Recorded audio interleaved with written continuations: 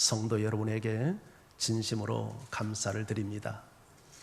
교회 오시면서 현수막의 문구를 보셨죠? 참신앙과 거짓신앙, 참된 구원과 거짓 구원. 어떤 느낌을 받으셨습니까?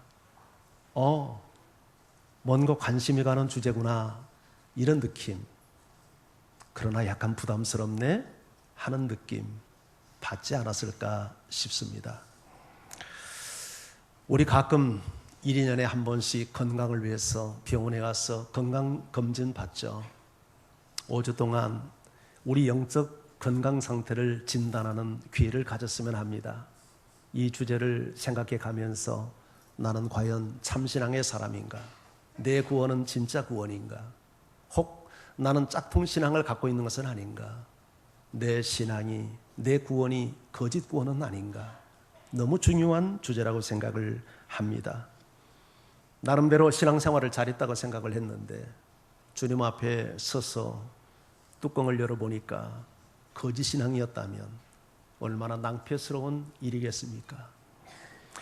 실제로 성경에 보면 이런 일을 예수님은 경고하지 않습니까?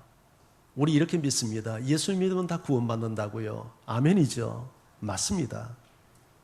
그러나 또 한편에서는 주님은 이렇게 말씀합니다. 주여 주여 한다고 다 천국 가는 것 아니다. 많은 사람이 그날 주 앞에 와서 우리가 주의 이름으로 귀신을 내어쫓고 주의 이름으로 선지자 노릇하고 주의 이름으로 권능을 행하였나이다. 그런데 주님은 놀랍게도 I don't know, 내가 너희를 모르겠다. 여러분, 주의 이름으로 선지자 노릇하고 귀신을 내어쫓고 권능을 행했다면 얼마나 대단한 역사를 일으킨 사람들입니까? 그런데 그들이 거짓 신앙의 사람들이었다고 말합니다. 한마디로 귀신을 내어쫓고 권능을 행하고 선지자 노릇을 하고 예언을 하는 그것도 진정한 신앙의 절대적 표지는 아닐 수 있다는 이야기죠. 이런 의미에서 우리 모두 겸손한 마음을 가지고 우리의 신앙을 이 시간 진단해 보는 시간이 되기를 원합니다. 오늘 소위 알곡과 가라지 비유로 우리에게 잘 알려진 이 말씀은 이렇게 시작되고 있습니다. 우리 24절 말씀을 같이 읽어볼까요? 시작. 예수께서 그들 앞에 또 비유를 들어 이르시되 천국은 좋은 씨를 제 밭에 뿌린 사람과 같으니. 자, 여기 천국은 좋은 씨를 자기 밭에 뿌린 사람과 같다. 여기 우리가 주목해야 될 단어가 있습니다. 천국이라는 단어, 좋은 씨라는 단어, 이걸 마음에 염두하면서 오늘 설교를 들으시기를 바랍니다. 그렇다면 이 비유의 핵심 주제는 천국이지 않겠습니까? 천국은 좋은 씨를 뿌리는 것으로 시작된다 하는 것이죠. 마태복음 13장에는 7가지 비유가 나옵니다. 오늘 말씀은 2번째 비유입니다. 그런데 이 7 비유의 모든 핵심 주제가 천국입니다. 예수님은 천국을 한 단어나 한 문장으로 설명하지 않고 7 비유로 설명을 합니다. 왜 그렇습니까? 천국이라고 하는 것은 한 단어나 문장으로 완벽하게 설명해낼 수 없기 때문입니다. 예수님이 이 세상에 오신 것은 우리에게 천국을 주시기 위함이죠. 그래서 예수님의 첫 번째 설교가 천국입니다. 회개하라, 천국이 가까웠다. 예수님의 가장 중요하고 긴 설교가 산상수훈에서 천국을 주제로 말씀을 하십니다. 천국 백성은 어떤 성품을 가져야 되고 천국 백성은 어떻게 살아야 하는가를 가르치는 게 산상수훈이죠. 예수님은 이렇게 우리에게 말씀합니다. 너희는 마음에 근심하지 말아라. 내 아버지 집에 거할 곳이 많도다. 내가 너희를 위하여 처소를 예비하러 가노니 처소를 예비하면 내가 다시 와서 너희를 내게로 영접하여 나 있는 곳에 너희도 있게 하겠노라. 천국은 우리의 소망입니다. 우리는 이 천국을 바라보며 신앙생활을 합니다. 만약 우리에게 천국이 없다면 우리는 분명 망한 자들일 것입니다. 그 천국은 상상의 나라가 아닙니다. 그 천국은 실존의 나라이며 심지어 장소적인 나라임을 예수님은 우리에게 말씀하고 계십니다. 우리가 이 땅을 떠나는 날 우리는 이 실존의 나라, 장소의 나라, 천국에 입성하게 될 것입니다. 그런데 마태복음 13장에서 소개하는 이 천국은 장착할 천국을 설명하는 메시지가 아닙니다. 이 천국은 예수님을 통해서 이미 이 땅에 시작되어지고 있고 진행되고 있는 천국에 대한 이야기입니다. 우리 그렇게 찬양하죠. 초막이나 궁궐이나 내 주 예수 모신 곳 그 어디나 하늘나라 천국이라고요. 그 천국은 지상천국을 의미합니다. 예수 그리스도, 천국의 왕 되신 예수 그리스도를 모시고 그분의 다스림을 받으면 초막에 살아도 궁궐에 살아도 어느 곳에서나 하나님의 나라 천국을 경험한다는 것입니다. 진정한 하나님의 나라 천국은 환경이나 장소 때문에 오는 것은 아닙니다. 그것은 내면의 문제입니다. 여러분, 이 천국을, 그래서 예수님을 만난 사람은 천국을 만난 사람이요, 예수님을 소유한 사람은 이미 천국을 소유하고 있는 사람입니다. 예수님을 모시고 그분의 다스림을 받고 사는 사람은 그 심령 속에 천국이 이미 건설되어 있습니다. 여러분들이 신앙생활을 한다고 하면서도 아직 그 천국을 경험하지 못했다면 어쩌면 여러분은 알곡신자가 아닐 가능성이 있습니다. 자, 이 천국은 하나님의 말씀으로 시작이 됩니다. 예수님은 천국의 비유를 시작하며 좋은 씨를 제 밭에 뿌린 사람과 같다라고 말씀을 합니다. 그러면서 이렇게 해석하셨습니다. 37절에서 38절 상반절을 우리 같이 한번 읽어볼까요? 시작. 대답하여 이르시되 좋은 씨를 뿌리는 이는 인자요 밭은 세상이요 좋은 씨는 천국의 아들들이요. 천국은 좋은 씨를 제 밭에 뿌린 사람과 같은데 좋은 씨를 뿌리는 이는 인자 예수님이요 밭은 세상이요 좋은 씨는 천국의 아들들이다. 한마디로 예수님은 이 땅에 천국의 아들들을 일으키기 위해서 오셨습니다. 자, 그렇다면 예수님은 어떤 방법으로 천국의 아들들을 이 땅에서 일으켜 세우실까요? 그것은 천국 복음, 천국의 말씀, 하나님의 말씀을 통해서 하나님의 백성들을 태어나게 하는 것입니다. 천지를 창조할 때 하나님은 말씀으로 창조했습니다. 이와 같이 죽은 영혼을 다시 살리는 그 역사도 하나님의 말씀을 사용하십니다. 그래서 알곡신자가 되기 위해서 우리가 필수적인 전제 조건은 말씀을 듣는 것입니다. 말씀을 귀로만 듣는 게 아니라 마음으로 듣고 믿음으로 듣는 것입니다. 이 비밀을 너무나도 잘 알고 있었던 베드로 사도는 이렇게 우리에게 가르칩니다.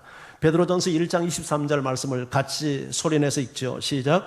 너희가 거듭난 것은 썩어질 씨로 된 것이 아니요 썩지 아니할 씨로 된 것이니 살아있고 항상 있는 하나님의 말씀으로 되었느니라. 자, 너희가 거듭난 것이, 영적 출생을 한 것이, 너희가 구원받는 것이, 너희가 천국 백성 된 것이 썩어질 씨로 된 것이 아니라 썩지 아니할 씨로 되었는데, 그 썩지 아니할 씨는 살아있고 항상 있는 하나님의 말씀이라고 설명을 합니다. 그래서 우리 예수님의 가장 중요한 사역이 천국 복음을 전파하는 사역 아닙니까? 천국 복음을 가르치는 사역 아닙니까? 천국을 누리게 하기 위해서 병든 자를 고치고 귀신 듣는 자를 치료하는 일 아닙니까? 예수님은 우리에게 천국을 주시기 위해서 오셨어요. 그렇다면 예수의 제자된 우리가 해야 할 가장 중요한 삶의 목표는 무엇이 되어야 하겠습니까? 우리 또한 이 땅 위에서 하나님의 나라 천국을 건설하기 위하여 천국 복음을 전파하고 천국 복음을 가르치는 일에 헌신해야 할 것입니다. 교회의 사명이 무엇일까요? 교회는 천국 하나님의 나라를 건설하기 위해서 존재합니다. 그래서 사람들에게 천국 복음을 전하고 사람들이 교회에 와서 천국 복음을 들을 수 있도록 초청하고, 그것이 교회가 해야 할 중요한 사명이죠. 왜냐하면 알곡 천국 백성은 하나님의 말씀을 통해서 출생하기 때문입니다. 뿐만 아니라 알곡신자 천국 백성은 하나님의 말씀으로 태어나지만 하나님의 말씀 가운데서 성장해 갑니다. 그래서 베드로 사도는 이렇게 가르칩니다. 베드로전서 2장 2절을 또 같이 우리 읽습니다. 시작. 갓난 아이들 같이 순전하고 신령한 젖을 사모하라. 이는 그로 말미암아 너희로 구원에 이르도록 자라게 하려 함이라. 여러분, 갓난 아이들 같이 순전하고 신령한 젖, 순전하고 신령한 것이 무엇일까요? 하나님 말씀이죠. 하나님의 말씀을 사모하랍니다. 갈망하랍니다. 이유가 무엇입니까? 이로 말미암아 너희가 구원에 이르도록 자라게 된다라고 말합니다. 우리 속사람이 자라가야 합니다. 자라갈수록 천국을 경험하게 되는 것입니다. 그런데 어떻게 말씀을 사모하라고 말합니까? 갓난 아기들 같이. 사람의 일생 중에 가장 식욕이 왕성할 때가 갓난아기 시절, 태어나서 1년 사이 갓난아기들입니다. 몸무게 3kg짜리가 하루에 먹는 양이 1kg를 먹어 치웁니다. 자기 몸무게의 3분의 1을 먹습니다. 어마어마한 그래서 성장을 합니다. 갓난아기들은 하루가 다르게 자라는 모습이 눈에 보일 정도입니다. 왜냐하면 많이 먹기 때문입니다. 우리가 영적으로 성장하기 위해서 이처럼 신령한 저신 하나님의 말씀을 갓난아기들처럼 사모하고 섭취하라고 오늘 베드로 사도는 우리에게 권면하고 있는 것입니다. 여러분, 하나님의 말씀을 영혼의 양식으로 섭취할 수 있기를 바랍니다. 좀 더 성경을 진지하게 읽고 하나님의 말씀을 듣는 일에 좀 더 몰두하는 여러분 되기를 바랍니다. 일주일에 주일날 교회 와서 예배 한번 들어주고 돌아가는 것으로 신앙생활을 땡땡이 치는 태도는 변해야 됩니다. 물론 성경을 읽는다고 다 영혼의 양식을 섭취하는 것은 아니죠. 교회 와서 말씀을 듣는다고 다 영혼의 양식을 섭취하고 있는 것은 아닙니다. 중요한 것은 당신의 마음의 태도입니다. 정말 나는 말씀에 대한 목마름을 갖고 있는가? 이 하나님의 말씀이 내 영혼을 살리는 생명의 양식으로 나는 믿고 신뢰하고 있는가? 그리고 나는 이 말씀에 대한 목마름을 갖고 있는가? 이런 마음의 준비를 가지고 말씀을 듣고 받을 때 이 말씀은 내 영혼을 성장시켜가는 신령한 저시인 하나님의 말씀이 되는 것입니다. 여러분, 하나님의 말씀을 영혼의 양식으로 믿고 받아들이는 사람은 말씀 듣는 태도부터가 벌써 다릅니다. 믿음으로 받고 그 말씀을 내 삶에 적용해서 순종의 삶을 반드시 살아가는 것입니다. 모든 부흥의 시대에 하나님의 백성들이 그렇게 말씀 앞에 반응했습니다. 한 예로 우리 느헤미야 시대를 한번 볼까요? 느헤미야에 의해서 무너진 성벽이 재건되고 이 모든 백성은 수문학 광장에 모여 일주일 이상 부흥성회를 개최합니다. 강사는 학사 에스라였습니다. 학사 에스라가 강단에 올라가 성경을 펼치는 순간 모든 백성들은 일제히 자리에서 일어나 두 손을 번쩍 들고 아멘 아멘 하고 하나님의 말씀 앞에 반응합니다. 하나님의 은혜가 임했을 때 그들은 얼굴을 땅에 대고 엎드려 하나님을 송축하기 시작합니다. 레위 사람들을 통해서 하나님의 말씀을 깨달았을 때 그들은 눈물로 반응합니다. 그 눈물은 감사의 눈물이요 회개의 눈물이었습니다. 거기서 멈추지 않습니다. 그들은 말씀을 자기 삶에 적용하며 말씀을 배운 그대로 순종하기 시작합니다. 그래서 부흥이 임한 겁니다. 느헤미야 시대뿐만 아니라 모든 부흥의 시대에 그렇게 임했습니다. 베드로가 3,000명을 회심시켰던 위대한 설교의 현장도 그들은 말씀을 듣고 어찌할꼬 하고 가슴을 치지 않습니까? 그럴 때 3,000명이 회심하는 부흥의 역사가 일어납니다. 미국의 조나단 에드워드 18세기 이 하나님의 사람에 의해서 대각성 운동이 일어나는데 그때도 마찬가지입니다. 이 조나단 에드워드 목사님이 설교를 하는데 강대상에 올라와서 설교 원고를 읽기만 합니다. 그런데도 여기저기서 흐느적거리며 회개하고 사람들이 가슴을 치고 삶이 변화되고 수많은 젊은이들이 회심하고 주 앞에 돌아와서 선교사로 헌신하는 역사들이 나타납니다. 그 부흥의 시발점에 말씀에 대한 갈망이 있었던 것입니다. 여러분도 그렇게 말씀 앞에 반응할 수 있기를 주의 이름으로 축원합니다. 여러분, 알곡 신자들이 반드시 말씀으로 출생하고 또 천국은 하나님의 말씀으로 출발하기 때문입니다. 우리 모두에게 말씀에 대한 갈망을 가져야 되겠습니다. 그런데 말씀에 대한 갈망이 없다면 그 모습은 가라지의 모습에 가깝습니다. 교회 와서 설교 시간에 이렇게 꾸벅꾸벅 조는 분들이 있습니다. 저 이해합니다.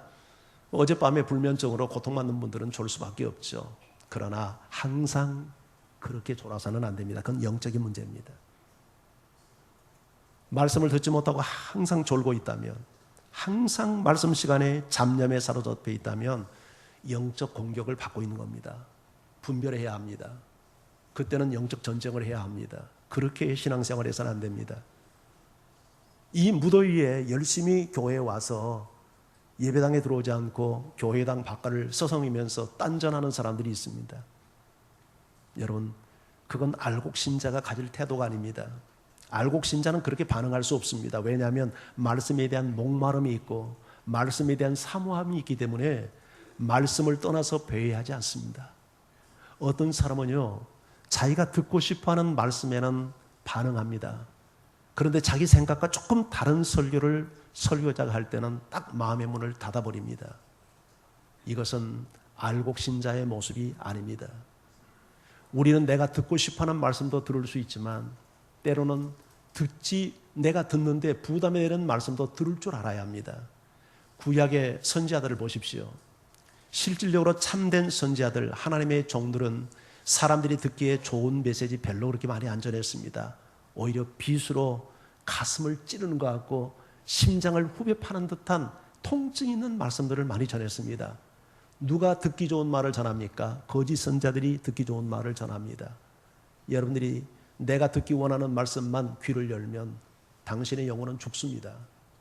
우리가 약도 쓴 약이 몸에 좋다고 듣기 좀 부담스럽고 거북스러운 말씀도 들을 줄 아는 알곡의 마음을 여러분들이 다 소유하기를 주의 이름으로 축원합니다.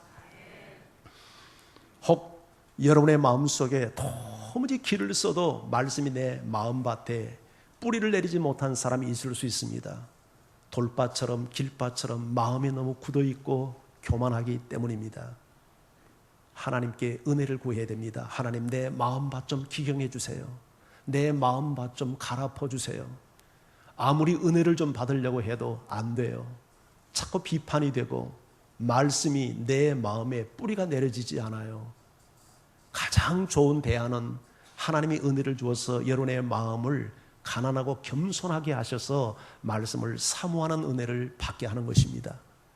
그런데 하나님께서 이렇게 은혜를 주어도 은혜를 헛되이 받으면 하나님께서 비상수단을 동원하는 경우들이 있어요. 하나님께서 여러분에게 고통을 남겨주는 겁니다. 환난과 재난을 가져다 줍니다. 그래서 여러분의 마음, 그 돌처럼 굳어있는 마음을 깨트리는 거죠. 사업의 위기를 갖다 주기도 하고 재정을 잃게 만들기도 하고 질병에 사로잡히기도 만들고 사랑하는 사람이나 사랑하는 것들을 잃게도 만들어서 도저히 내 힘으로 살아갈 수 없는 한계 앞에 서게 만들어 나를 겸손히 낮추는 경우들이 있습니다. 물론 고통스러운 것이지만 그렇게라도 하나님이 내 마음밭을 깨트리고 있다면 그건 감사할 일이에요. 무서운 게 있어요. 무슨 짓을 하고 살아도 하나님께서 터치하지 않는 겁니다. 내버려 두는 겁니다. 이건 버림받았다는 증거입니다. 여러분, 그것을 은혜라고 생각해서는 안 돼요. 내가 무슨 짓을 하고 살아도 하나님께서 내 마음속에 두려움도 주지 않고 은혜도 주지 않고 또 내 마음을 깨트릴 만한 환경도 하나님이 조성해 주지 않는다면 그것은 정말 두려워해야 할 일입니다. 왜냐하면 버린다는 것은, 내버려 두는 것은 하나님이 버렸다는 증거일 수 있기 때문이죠. 태어난 아이는 본능적으로 엄마의 젖을 찾습니다. 영적으로 태어난 건강한 성도, 알곡신자도 본능적으로 신령한 젖을 찾죠. 그리고 그 신령한 젖인 말씀을 먹으며 성장해 갑니다. 말씀 속에서 하나님을 만납니다. 말씀 속에서 하나님을 알아갑니다. 말씀 속에서 하나님을 닮아갑니다. 마음에 살다 보면 상처를 받고 미움 감정을 가질 수 있습니다. 그런데 교회에 와서 말씀을 듣다가 그 부분에 터치를 받으면 미움의 감정을 내려놓고 사랑의 감정으로 마음을 바꿉니다. 이게 알곡신자입니다. 살다 보면 관계가 깨어질 수 있습니다. 그런데 하나님의 말씀을 통해서 등을 돌리고 살아가는 내 모습을 보게 만듭니다. 그때 내 마음의 태도를 바꾸어서 관계를 회복시킵니다. 이게 알곡신자의 반응입니다. 사람을 무시하고 업신여기며 교만이 하늘을 찌르는 사람들이 있어요. 그러다가 말씀 앞에 깨어져서 겸손히 낮아지면 이건 참 하나님 보시기에 아름다운 알곡신자의 반응을 보이고 있는 것입니다. 사람을 정죄하고 비판하던 사람이 남의 허물을 덮을 줄 알고 자신을 성찰할 줄 아는 이런 은혜를 누리는 것은 알곡신자들이 보이는 반응입니다. 자기를 주장하고 자기를 내세우는 사람이 하나님의 말씀 앞에 변화를 받아 자기를 부인하고 자기 십자가를 지며 주님을 따르고 있다면 알곡신자의 아름다운 모습입니다. 알곡신자는 이처럼 하나님의 말씀 앞에서 자기의 생각을 바꾸고 자기의 가치를 바꾸고 자기의 삶을 바꾸어 갑니다. 이기적이고 탐욕적인 사람이 남을 사랑하여 섬길 줄 아는 사람으로 변해갑니다. 존경할 자를 존경할 줄 알고 불쌍히 여길 자를 불쌍히 여길 줄 압니다. 맡은 일에 충성하며 나를 만나는 모든 사람들에게 축복의 통로가 되며 섬기며 살아갑니다. 이런 사람은 누구에게나 친밀감을 줍니다. 누구에게나 편안한 마음을 줍니다. 자신 또한 행복감을 느낍니다. 그 사람 안에 천국이 이루어져 가고 있다는 확실한 증거인 것입니다. 이 모든 것이 말씀을 통해서 시작이 됩니다. 이 은혜가 여러분에게 함께하기를 주의 이름으로 축원합니다. 두 번째, 오늘 이 비유가 우리에게 가르치는 말씀이 있습니다. 메시지, 그것은 천국은 알곡과 가라지가 공존한다는 사실입니다. 자, 우리 25절 말씀을 같이 한번 읽어볼까요? 시작. 사람이 잘 때에 그 원수가 와서 곡식 가운데 가라지를 덧뿌리고 갔더니, 사람이 잠들어 있을 때 원수가 와서 곡식밭에 가라지를 덧뿌리고 갔대요. 이게 사실 유대 사회에서 종종 있는 일이라고 합니다. 이웃 간의 관계가 나빠요. 그 당시가 목축 산업이고 농경 문화니까 농사 짓는 곡식 뿌려놓은 것에 남에 가서 해코지를 하는 겁니다. 가라지를 뿌려놓고 도망을 가는 겁니다. 예수님은 이렇게 해석했습니다. 38절 하반절에서 39절에 보면 가라지는 악한 자의 아들들이요 가라지를 뿌리는 원수는 마귀요. 여러분, 마귀가 곡식밭에 가라지를 뿌린다는 거예요. 그래서 곡식밭에 가라지가 있다는 것은 천국 공동체 안에도 이 가라지에 속한 사람이 존재한다는 것입니다. 교회 안에 알곡만 존재하지 않습니다. 누군지는 모르지만 교회 안에 분명 가라지가 함께 존재합니다. 자, 그런데 오늘 원수가 사람들이 잠을 잘 때 가라지를 뿌리고 갔다라고 말하고 있습니다. 이것은 중요한 영적 교훈을 우리로 하여금 갖게 만듭니다. 언제 교회 안에 가라지들이 극성을 부리냐면 교회가 영적으로 잠잘 때입니다. 교회가 영적으로 잠자면 어둠의 세력들이 활발하게 활동합니다. 그래서 교회는 늘 깨어 있어야 합니다. 모든 성도들이 하나님의 은혜를 구하고 예배가 살아있고 내 영이 살아있고 하나님께 순종하고 거룩한 삶을 사는 영적으로 깨어있는 삶을 살아가야만 합니다.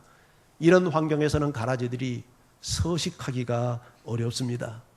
그러나 교회가 영적으로 죽어 있습니다. 영적으로 병들어 있습니다. 서로 분열하고 서로 싸웁니다. 하나님의 나라에 대한 관심이 없습니다. 모든 관심이 세속적이고 정욕적입니다. 이런 교회에서는 가라지들이 서식하기에 너무너무 좋습니다. 원수 마귀가 성도들이 잠잘 때 가라지를 뿌린다고 말씀을 하고 있습니다. 그래서 무엇보다도 온 성도들이 깨어야 되지만 특별히 교회 지도자들이 먼저 깨어야 합니다. 아멘. 목사가 깨어있고 장로가 깨어있고 다른 사람의 영혼에 거룩한 영향을 미칠 영적 지도자들이, 리더십들이 깨어있어야 돼요. 당신이 영적으로 깨어있지 않으면 교회가 병듭니다. 당신이 영적으로 깨어서 기도하고 항상 주 앞에 바르게 서 있지 않아야 하면 교회 안에 가라지들이 극성을 부리게 되어 있는 것이에요. 알곡과 가라지는 쉽게 구분이 안 됩니다. 여러분, 교회 안에 알곡 신자만 있는가 아니라 가라지 신자도 있어요. 함께 앉아서 은혜도 받고 함께 앉아서 기도도 하고 함께 앉아서 예배도 드리고 함께 봉사도 합니다. 겉모습이 너무 같기 때문에 잘 구분이 되지 않아요. 심지어 예수님께서 거짓 선지자들을 말할 때 속의 정체는 일인데 겉모양은 양의 가죽을 쓰고 있기 때문에 분별이 잘 안 된다. 그렇게 예수님이 말씀을 해요. 그래서 우리는 겉모습을 보고 저 사람이 알곡일까? 이 사람이 가라질까? 그걸 분별하기 위해서 시간 낭비할 필요가 없어요. 누가 가라지고 누가 알곡인가? 그걸 분별하기보다 내 자신을 성찰하고 나 자신을 진단해야 돼요. 오늘 예수님은 겉모습 분별하지 못한다고 여기다가 안경 쓰고 다니면서 조사하라고 그렇게 말씀하잖아요. 중요한 것은 나예요. 내 자신을 성찰하고 내 자신을 진단해야 돼요. 여러분, 사실 겉모습은 가라지 같은데 알곡 신자가 있을 수 있고요.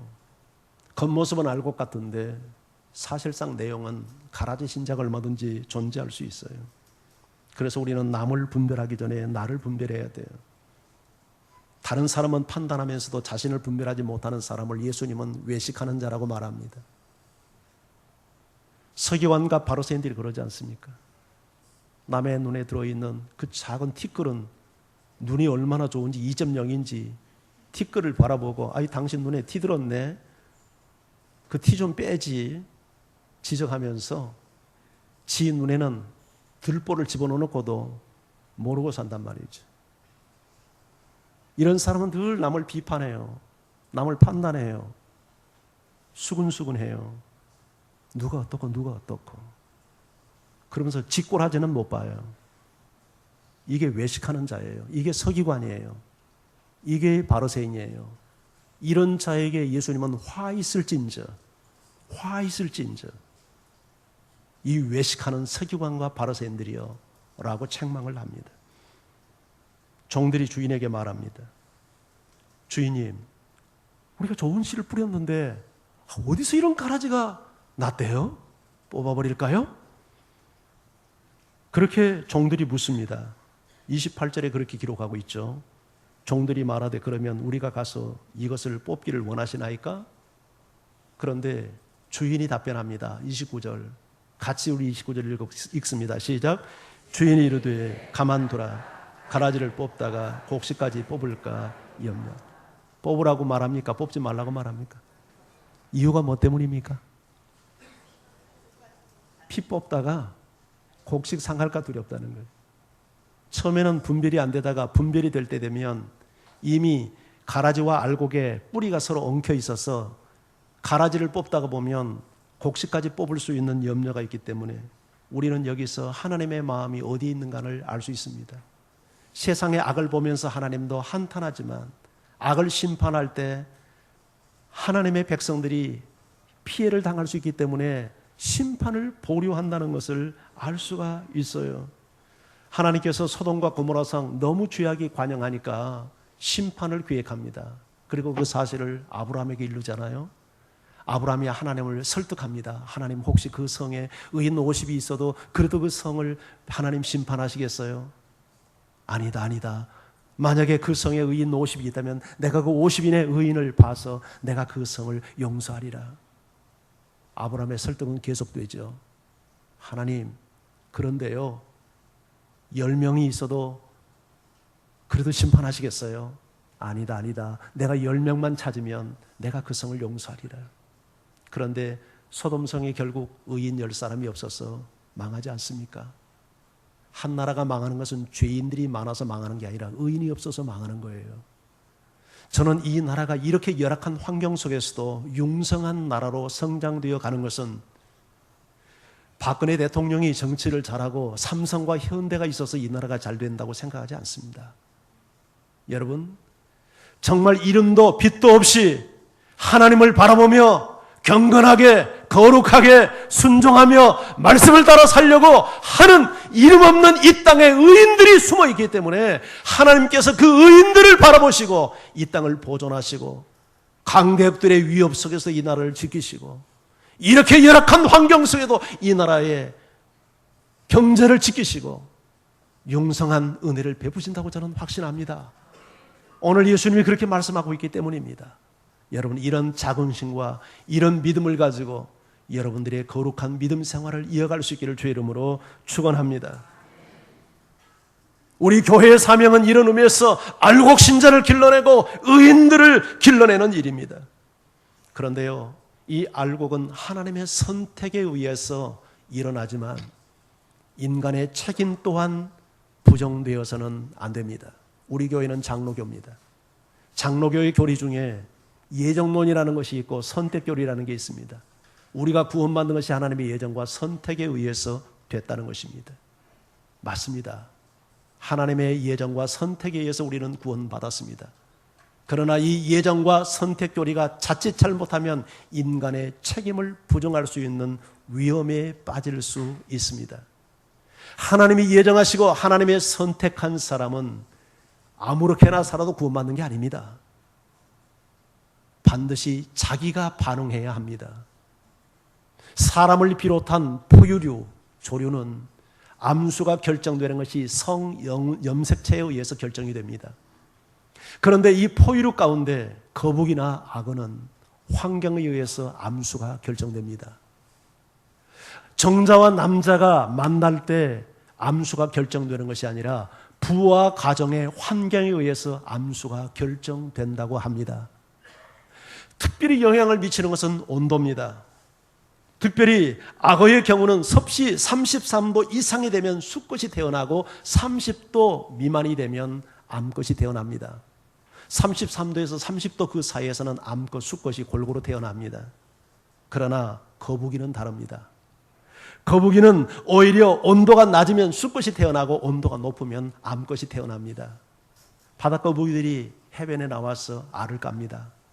태양이 비치는 양지 쪽에서는 주로 암컷이 많이 태어나고 태양이 비치지 않는 그늘 음지 쪽에서는 수컷이 많이 태어난다고 합니다. 동물학자들이 발견한 과학의 비밀입니다. 하나님께서 생명을 잉태시키는 이 비밀이 신비롭다고 생각하지 않습니까?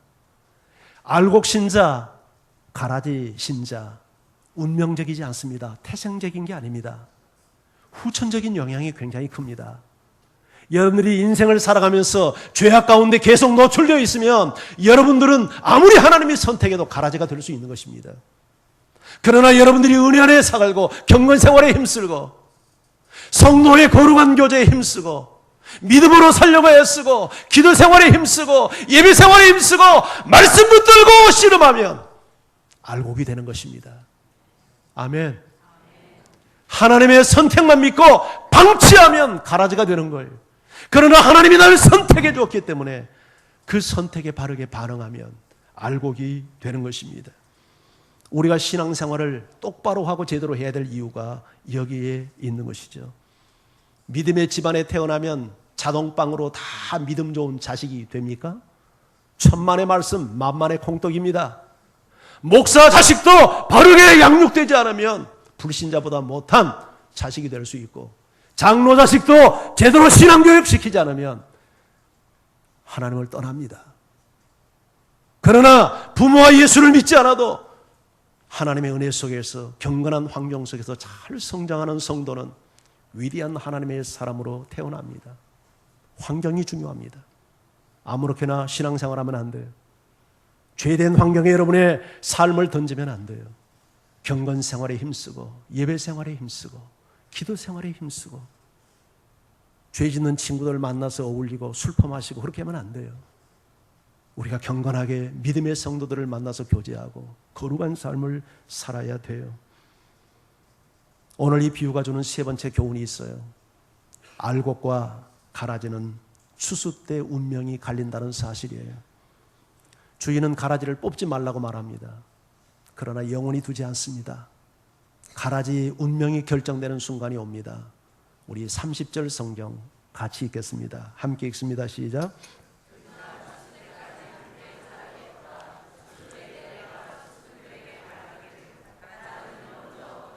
불에 사르고 곡식은 모아 곡간에 추수 때가 있다고 말합니다. 그때 가라지를 먼저 거두어서 불사르고 곡식은 곡간에 집어넣습니다. 예수님은 이렇게 해석했습니다. 39절 40절 함께 읽죠. 시작. 추수 때는 30절 39절 40절 제가 읽겠습니다. 추수 때는 세상 끝이요 추수꾼은 천사들이니 그런즉 가라지를 거두어 불에 사르는 것 같이 세상 끝에도 그러하리라. 여러분, 추수 때는 세상 끝입니다. 세상 끝은 종말이죠. 심판의 때죠. 추수꾼은 천사들이고, 그리고 가라지를 불사는 것 같이 세상 끝에도 가라지 신자, 가라지에 속한 마귀의 자녀들을 전부 다 거두어서 지옥불이 불사르는 일이 일어난다고 말합니다. 한마디로 알곡과 가라지 운명이 갈리는 겁니다. 지금 이 땅은 알곡과 가라지가 함께 공존합니다. 그래서 자칫 가라지를 보면서 우리는 실족할 수 있습니다. 세상 사람들이 교회를 보면서 교회를 비난하는 이유도 어쩌면 가라지 신앙과 가라지 때문에 일어나는 현상입니다. 그러나 심판 때에는 가라지와 알곡의 운명이 영원히 갈립니다.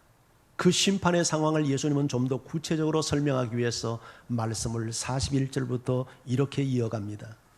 인자가 그 천사들을 보내리니 그들이 그 나라에서 모든 넘어지게 하는 것과 또 불법을 행하는 자들을 거두어내어 풀무불에 던져 넣으리니 거기서 울며 이를 갈게 되리라. 그때의 의인들은 자기 아버지 나라에서 해와 같이 빛나리라. 귀 있는 자는 들으라. 경고죠. 경고입니다. 여러분, 인자가 천사들을 보낸답니다. 그래서 그 나라에서 모든 넘어지게 하는 것, 불법을 행하는 가라지들을 거두어서 풀무불에 집어 던진대요. 거기서 울며 이를 갈게 된대요. 그러나 의인들은 아버지 나라에서 해같이 빛나게 된대요. 천국 창고에 들어가는 거죠. 그러면서 귀 있는 자는 들으라는 거예요. 헛되이 이 말씀을 흘려들지 말고 너희 마음의 신비에 잘 새겨서 잘 들으라는 얘기예요. 말씀 앞에 반응하라는 얘기죠. 당장 가라지들이 심판받지 않는다고, 세상의 악이 극성을 부린다고 해서 실족하지 않기를 바랍니다. 반드시 가라지가 불태워지는 심판의 날이 오기 때문입니다. 신앙생활 대충 아무렇게나 해도 그냥 그대로 지나가는 것이 아니라는 거죠. 반드시 오늘 우리가 어떻게 살았는가에 대한 평가를 하는 순간이 반드시 우리 앞에 온다는 거예요. 눈에 보이는 것만을 얻기 위해서 현안이 되어 살지 않기를 바랍니다. 영원을 준비하는 참된 하늘의 지혜가 여러분에게 있기를 주의 이름으로 축원합니다. 하나님은 당신을 사랑하십니다. 하나님은 아무도 가라지처럼 인생을 살다가 불태워지는 인생이 되기를 바라지 않습니다.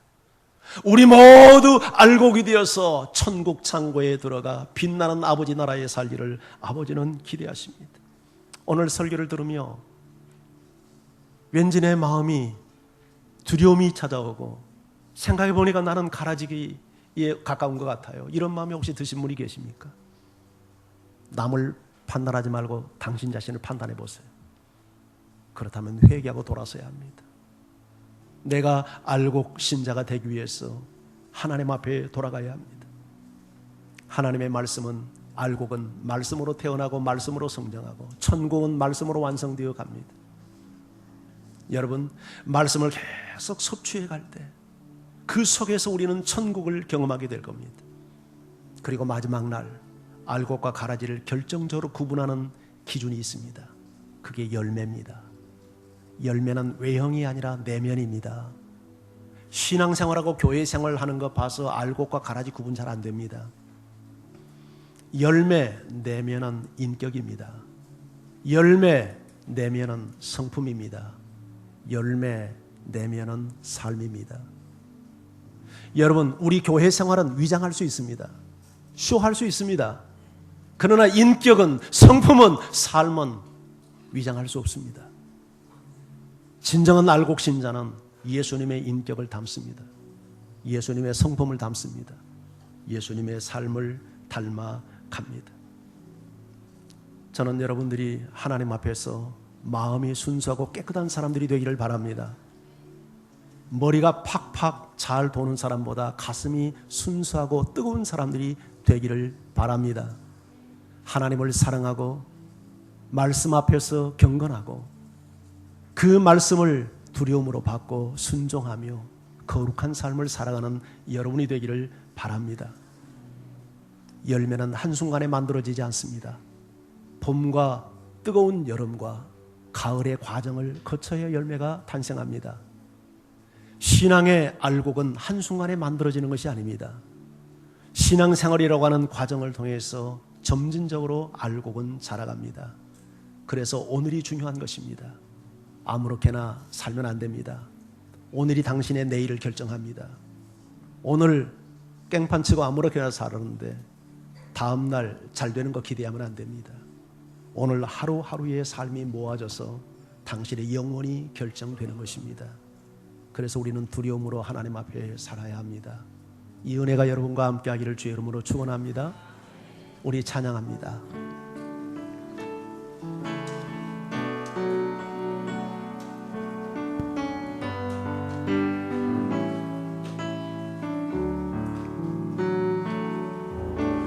진실하게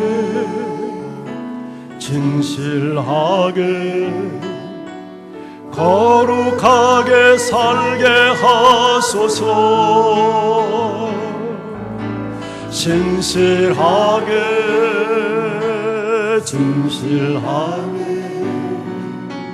거룩하게 살게 하소서. 다시 한번 우리 고백해요. 진실하게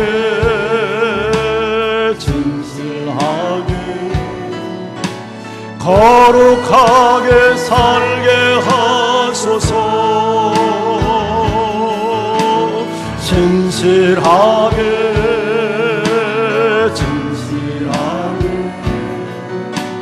거룩하게 살게 하소서.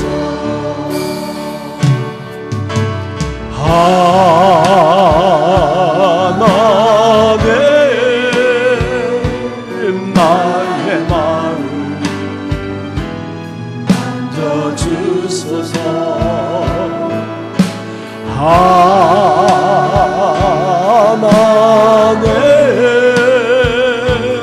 나의 영혼 새롭게 하소서. 진실하게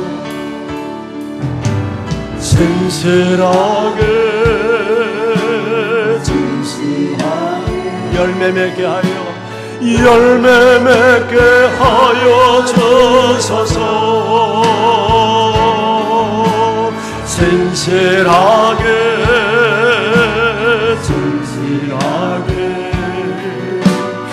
열매 맺게 하여 주소서.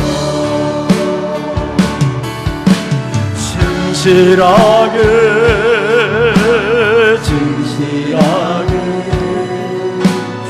열매 맺게 하여 주소서. 진실하게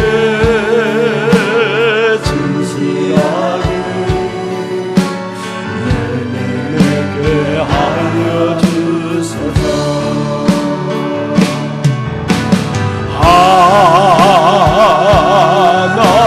하나님 나의 기도 들어주소서.